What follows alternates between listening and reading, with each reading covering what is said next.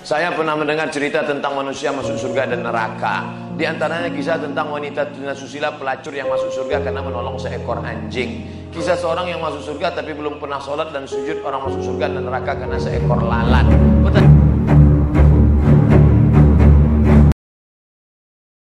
Pertanyaan saya, apakah saat ini sudah ada umat Nabi Muhammad atau manusia yang sudah berada di surga neraka? Bukankah manusia akan masuk surga neraka setelah hari kiamat?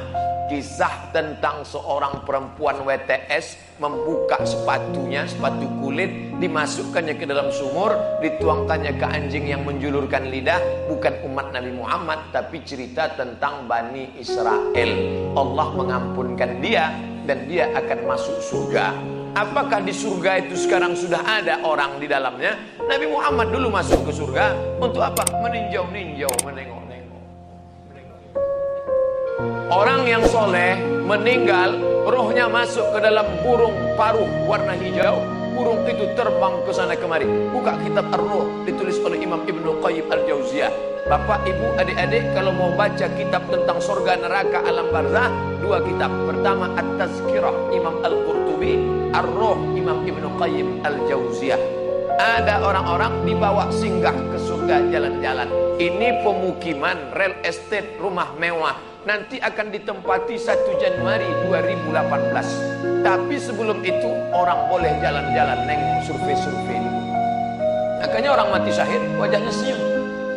Kenapa orang mati syahid wajah senyum? Karena sebelum nyawanya keluar, malaikat sudah mengepakkan sayapnya. Di situ nampaknya kau akan mati, kau tinggal di lorong blok C nomor 15. Senyum dia. Kita sekarang jangankan tempat surga, parkir pun bayar. Apa hukumnya jika saya sholat sambil menutup mata agar sholat saya menjadi lebih khusyuk? Apakah ini tak boleh Pak Ustadz? Sebab dulu saya pernah tanya hal ini pada dosen agama, katanya ini tak boleh karena dianggap tak sopan pada Allah. Sementara jika mata saya terbuka, saya sulit untuk khusyuk. Adakah solusi untuk saya Pak Ustadz? Thanks. Ada gambar senyum. Titik 2. Sekarang saya mau menunjukkan beberapa riwayat sahabat Nabi itu sholatnya pejam mata atau buka mata. Jangan jawab. Nabi jadi imam, sahabat di belakang. Ketika sedang sholat, Nabi buka selopnya, sendalnya. Waktu itu Masjid Nabawi pasir. Nabi buka selopnya. Semua sahabat yang ada di belakang membuka selop. Kira-kira sahabat di belakang pejam mata atau buka mata? Buka, karena kalau pejam mana dia tahu. Uqtulul aswadaini fi shalah, bunuhlah dua yang hitam ketika kau sedang sholat. Allahu Akbar.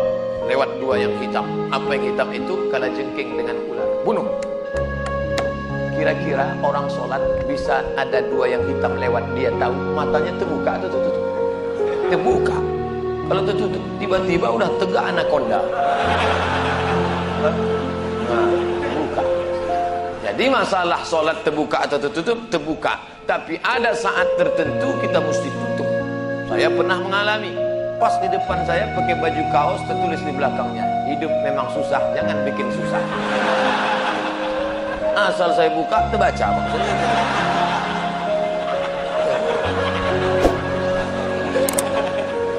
Jangan sholat ke masjid pakai baju bergambar-gambar, bertulis-tulis, pakai baju polos.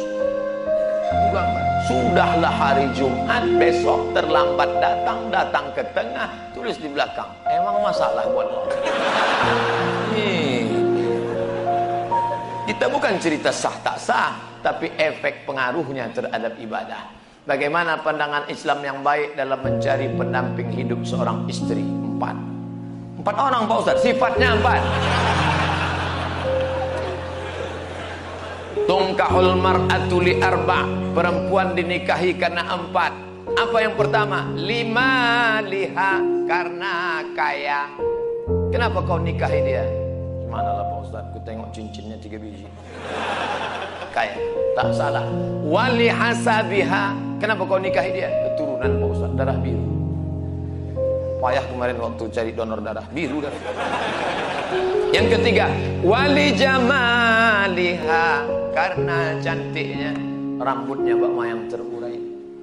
pipinya bak pauh dilayang, alisnya bak semut beriring, bibirnya bak delima merekah. So sweet. Walidiniha, karena agamanya. Fasfar bidzatiddin, pandangkan agamanya. Kau nikahi karena sukunya. Berapa banyak orang melanggar pantangan suku, dipecat dari suku. Kau nikahi dia karena kayanya, hartanya hilang melayang, kau tak suka lagi. Kau nikahi karena bentuk rupa, perempuan bagaikan bunga kuntum mekar, setelah itu layu, semuanya layu, dia akan berubah. Nikahilah karena agamanya. Ustaz Somad, ya saya mahasiswa Ustaz dulu, ya bisa, saya udah tamat kuliah Pak Ustaz, mantap. Udah kerja Pak Ustaz, alhamdulillah. Belum nikah Pak Ustaz, nauzubillah. Bisa Ustaz carikan yang ada empat-empatnya Pak Ustaz. Kalau ada empat-empatnya ngapain untuk ente? Man talaba akhan bila aibin baqiya bila akhir. Siapa mencari kawan yang tak bercacat, seumur hidup takkan berkawan. Menikah bukan mencari kesempurnaan, menikah menutupi segala kekurangan. Semenit setelah akad, mulailah kau nampak segala kekurangannya. Kurang cantik, kurang tinggi, kurang putih, kurang mancung, kurang. Maka setelah nikah, kau tutupilah segala kekurangannya. Setelah dapat, inilah dunia akhirat Pak Ustaz. Jangan lagi matamu liar kemana-mana. Kalau laki-laki sudah menikah, nampaknya perempuan cantik di jalan, pulanglah ke rumah. Apa yang ada pada perempuan di jalan itu ada juga di rumah, walaupun bentuknya agak lain sedikit. Bagaimana Ustadz menjaga kesehatan begitu jadwal padat? Tadi masuk WA ke sahabat kita, apa kata dia? Kalaulah Ustadz Somad itu made in Jepang, sudah lama rontok. Lalu apa yang Ustadz minum, apa yang Ustadz makan? Semuanya doa jamaah. Cobalah tengok di YouTube, di Twitter, di Facebook, di BBM, doa jamaah. Amin, amin, amin, amin, amin. Semoga Ustadz sehat, semoga Ustadz istiqomah, semoga doa menumpang tuah pada doa, mulut-mulut, tangan-tangan yang soleh. Mudah-mudahan kita bersatu dalam kebaikan insyaallah. Berapa takbir Idul Fitri Pak Ustadz? Berapa hari? Dari mulai tenggelam matahari sore, petang, malam takbir sampai sore tanggal 13, 10, 11, 12, 13. Allahu Akbar, Allahu Akbar, Allahu Akbar. La ilaha illallah, wallahu akbar. Allahu Akbar walillahil hamd. Sampai jam 2 malam suara tak serak-serak. Begitu ditengok rupanya flash disk. Janganlah flash disk, orang lah. Ini banyak nanti flash disk ini masuk surga. CD masuk surga, flash disk masuk surga. Dilatihlah anak-anak muda kita. Latih anak-anak muda. Nih, takbir bukan cuma di masjid. Selama 4 hari itu takbir. Anak-anak, ibu-ibu di rumah sambil masak opor, masak rendang, masak gulai kambing. Allahu Akbar, Allahu Akbar. La ilaha illallah. Garamnya kurang. Apa yang membuat Ustadz tetap istiqomah berdakwah dari masjid satu ke masjid lain? Bukankah Ustadz sudah ada tawaran TV swasta untuk mengajak Ustadz mengisi acara di salah satu stasiun TV yang kita semua sudah tahu kalau tampil di TV bayaran yang besar? Ya mau saya harus ganteng. Masuk TV itu 2, ganteng betul atau buruk betul? Saya pula kan tidak pala buruk, tapi ganteng pun tidak juga. Pakaiannya itu harus begini, harus begitu, itu yang tak bisa. Tapi yang paling berat ini jadwal. Jadwal harus gini, saya tak bisa jadwal. Saya sudah penuh sampai 2018 Idul Fitri, saya sudah. Nanti setelah itu barulah kita masuk ke TV-TV. Kok muat? Apakah memang ada hadis yang mengatakan tidak kujamin umatku 14 abad akan datang? Seandainya hadis ini memang ada, apa yang tidak dijamin? Syafaatnya atau ibadahnya? Mohon pencerahan. Tak ada. Nabi jangan berkecil hati hidup zaman sekarang. Apa kata Nabi sallallahu alaihi wasallam? Al ibadatu fil hajj fil haraji kahijratin ilayya.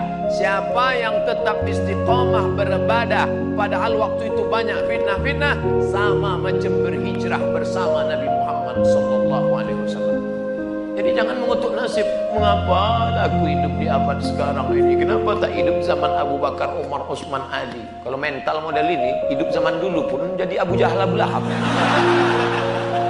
Jangan berduka. Anak-anak muda, kalian yang banyak godaan, justru hebat. Ini anak-anak muda yang datang malam ini, luar biasa. Tadi udah ada yang ngajak ke karaoke, ada yang ngajak ke night club, ada yang ngajak main gapli, ada yang ngajak dangdut. Dia tolak itu semua. Maka sama macam hijrah bersama Nabi Muhammad SAW. Tuh, bro, kita gimana karaoke malam ini? Tidak, aku mau ngaji ke sana. Ada Ustaz Somad datang. Itu. Setelah, jadi gimana? Pulang dari sana gitu.